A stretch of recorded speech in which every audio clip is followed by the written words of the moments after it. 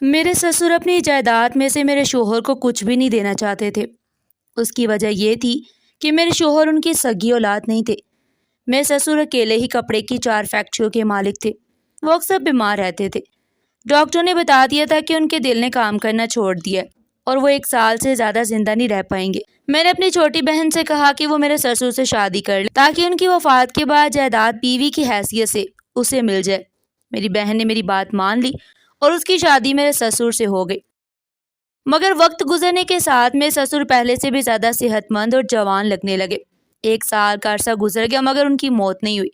میری بہن ہر وقت مجھے کوستی رہتی کہ تم نے کیا کر دیا، میری زندگی عذاب بن گئی ہے۔ ایک رات اچانک میری بہن کی چیخنے کی آوازیں آئیں۔ میں بھاگ کر سسر کے کمرے میں گئی تو میں خوف زدہ رہ گئی کیونکہ وہاں جو منظر تھا وہ میرے لیے ناقابل یقین تھا۔ میں مڈل کلاس خاندان سے بلونگ کرتی تھی۔ ہم 2 بہنیں تھیں، میں اور ثانیہ جو مجھ سے 1 سال چھوٹی تھی۔ ہم دونوں میں بہت محبت تھی اور ہمارے والدین ہماری ہر جائز خواہش پوری کرتے تھے۔ میں اس وقت 12ویں جماعت میں تھی اور میں نے ہمیشہ یہ خواب دیکھا تھا کہ کسی امیر گھرانے میں شادی کروں گی اور اپنی زندگی آرام و سکون سے گزاروں گی۔ میں اپنی خوبصورتی سے واقف تھی اور رشتوں کی بھی کمی نہیں تھی مگر میں کسی کو اہمیت نہیں دیتی تھی کیونکہ میں ایک امیر اور بہتر زندگی چاہتی تھی۔ میری ایک سہیلی عالیہ تھی جو امیر گھرانے سے تعلق رکھتی تھی۔ اس نے میری دوستی ایک لڑکی سے کروائی جس کے گھر میں اس کا ایک کزن انور آیا کرتا تھا۔ وہ پہلی نظر میں مجھے پسند کرنے لگا اور پھر اس نے مجھ سے رابطہ کرنا شروع کر دیا۔ میں بھی اس کی توجہ سے متاثر ہو گئی کیونکہ میں چاہتی تھی کہ کوئی امیر شخص مجھے پسند کرے۔ کچھ عرصے بعد عالیہ مجھ سے دور ہونے لگی۔ یہ سب میرے لیے ایک نیا اور حیران کن تجربہ تھا۔ پھر امی نے میرے رشتے کی بات کر دی، شادی کی تاریخ رکھ دی گئی۔ یہ سب کچھ اتنا اچانک ہوا تھا کہ میں بھی بے یقینی کی کیفیت میں تھی۔ اس گھر میں صرف میرے ہونے والے شوہر اور 2 افراد تھے۔ میری ساس فوت ہو چکی تھی اور میری نند انگلینڈ میں رہتی تھی۔ اس گھر میں کوئی عورت نہیں تھی۔ شادی کی ساری شاپنگ میں نے خود کی۔ میرے گھر پر ان کا ڈرائیور آ جاتا اور میں کبھی اپنی بہن ثانیہ اور کبھی اپنی امی کے ساتھ جا کر شاپنگ کرتی۔ یوں میں نے ہر چیز اپنی مرضی اور اپنی پسند سے لی۔ پھر میری شادی کا دن بھی آن پہنچا۔ میں اپنی خوش قسمتی پر رشک کرتی تھی۔ زندگی بہت خوبصورت لگنے لگی۔ مجھے یقین نہیں آتا تھا کہ جو زندگی میں نے خوابوں میں دیکھی تھی وہ سب مجھے مل گئی اور ہر چیز میری دسترس میں تھی۔ جب بھی ثانیہ میرے پاس آتی وہ ہر چیز کو رشک سے دیکھتی اور کہتی، بھابھی تم کتنی خوش قسمت ہو۔ میں اس بات پر مسکرا دیتی۔ میں چاہتی تھی کہ ثانیہ کی بھی کسی اچھے انسان سے شادی ہو۔ وہ کہتی کہ آپی تم کتنی خوش قسمت ہو۔ میں اس بات پر مسکرا دیتی۔ میں چاہتی تھی کہ ثانیہ کی بھی کسی اچھے انسان سے شادی ہو مگر وہ ہمارے ماموں کے بیٹے زین کو پسند کرتی تھی۔ دونوں ایک دوسرے سے بہت محبت کرتے۔ زین کی نوکری بہت معمولی تھی۔ میں اکثر ثانیہ کو سمجھاتی کہ زین تمہیں کیا دے سکتا ہے، وہ تمہاری کوئی خواہش نہیں پوری کر سکتا۔ میں تمہارا رشتہ کسی اچھے گھر میں کرا دوں گی مگر وہ ہر بار انکار کر دیتی۔ اس کے نزدیک محبت اور دل کی خوشی سب سے بڑی چیز تھی، دولت اس کے لیے اہم نہیں تھی۔ اکثر میرے سسر اور ثانیہ کا آمنا سامنا ہو جاتا، اسے غور سے دیکھتے اور نظریں ہٹا لیتے۔ اس بات کو ثانیہ نے بھی محسوس کیا تھا اور جب اس نے مجھ سے ذکر کیا تو میں نے ہنستے ہوئے ٹال دیا۔ میرے سسر کافی عمر رسیدہ تھے مگر وہ اپنا بہت خیال رکھتے، روزانہ ایکسرسائز کرتے اور اپنی خوراک کا خاص خیال رکھتے۔ وہ دیکھنے میں اپنے بیٹے سے زیادہ صحت مند لگتے تھے۔ میری شادی کو 2 سال ہونے والے تھے اور میں اب ماں بننے والی تھی۔ ہم سب بہت خوش تھے۔ انہی دنوں گھر کی فضا اچانک بدل گئی۔ میرے شوہر نے بتایا کہ میرے سسر کو دل کا مسئلہ ہے اور ڈاکٹر نے کہا ہے کہ ان کا دل کمزور ہو چکا ہے۔ یہ سن کر میرے پیروں تلے سے زمین نکل گئی۔ میرے شوہر بہت زیادہ پریشان تھے اور روتے رہتے تھے۔ میرے سسر میرے ساتھ بھی بہت اچھا سلوک کرتے۔ یہ خبر میرے لیے بھی بڑا جھٹکا تھی۔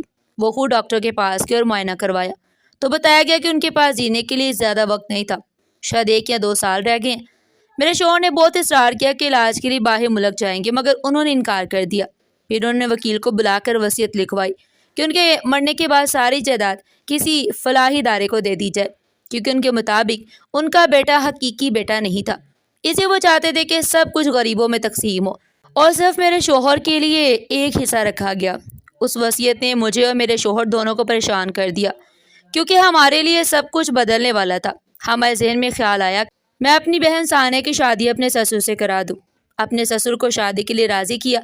پھر میں نے ثانیہ کو سمجھایا، وہ پہلے تیار نہیں تھی کیونکہ وہ زین سے محبت کرتی تھی مگر آخر کار وہ بھی مان گئی۔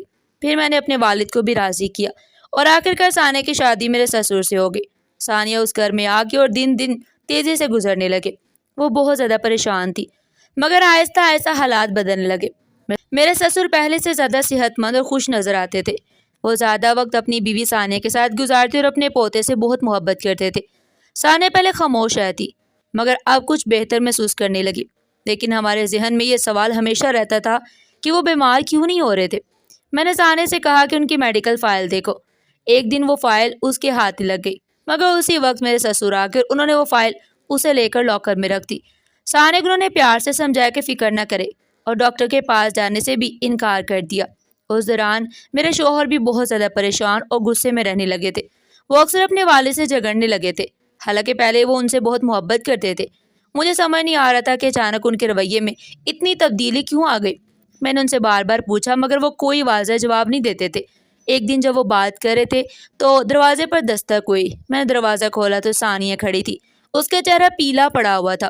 وہ کہنے لگی، میرے ساتھ چلو، میری طبیعت بہت خراب ہے۔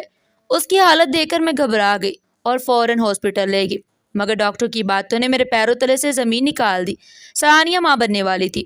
یہ خبر میرے لیے کسی قیامت سے کم نہیں تھی، مگر ثانیہ یہ سن کر بہت خوش ہو گئی اور میں اپنی ہی کیفیت پر رہ گئی۔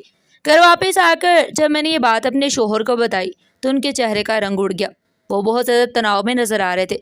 میں ان سے کچھ پوچھنے ہی والی تھی مگر میں نے خاموش رہنا بہتر سمجھا اور لائٹ آف کر کے سونے لیٹ گئی۔ اگلے دن بھی ان کی یہی کیفیت رہی۔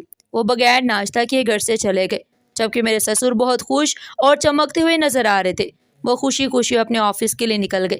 میں سارا دن اپنے شوہر کے دوری باتوں کے بارے میں سوچتی رہی کہ وہ مجھے کچھ بتانا چاہتے تھے، مگر اسی وقت ثانیہ آ گئی تھی اور بات ادھوری رہ گئی تھی۔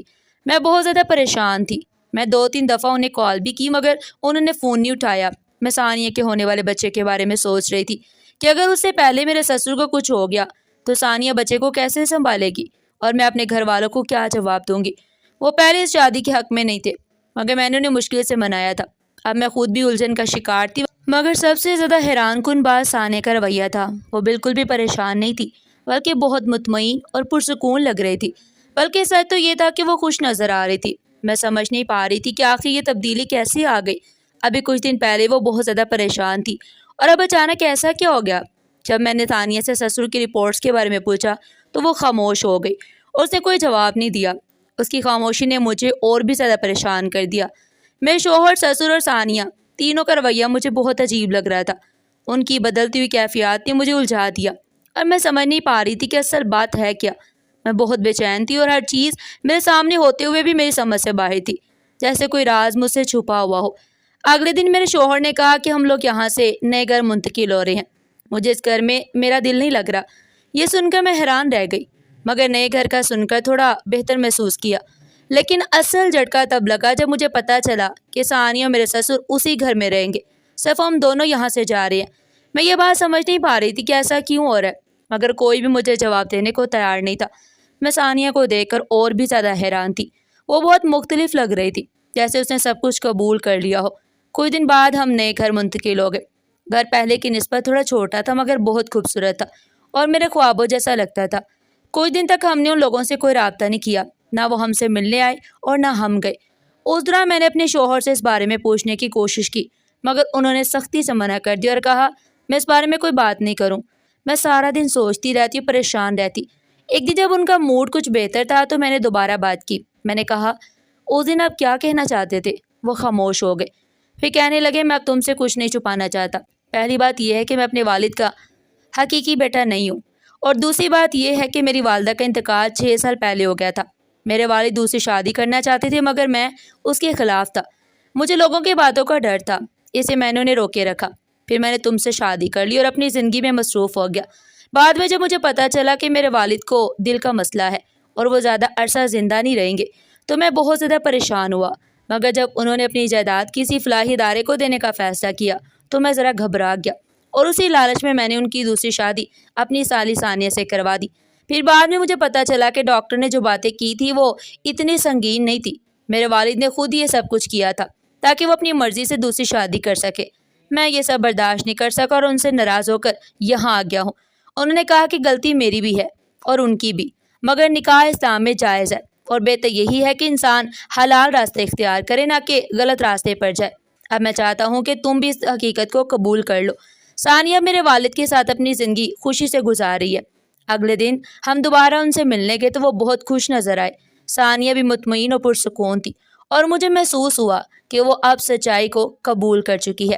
ناظرین، آپ کو ہماری آج کی کہانی کیسی لگی؟ کمنٹ سیکشن میں اپنی قیمتی رائے کا اظہار ضرور کیجیے گا۔ اس طرح کی مزید سبق آموز کہانیاں سننے کے لیے چینل کو سبسکرائب کریں، ویڈیو کو لائک کریں اور زیادہ سے زیادہ شیئر کریں۔ پھر ملتے ہیں ایک نئی اور سبق آموز کہانی کے ساتھ۔ تب تک کے لیے اپنا بہت سارا خیال رکھیے گا۔ شکریہ۔ اللہ نگہبان۔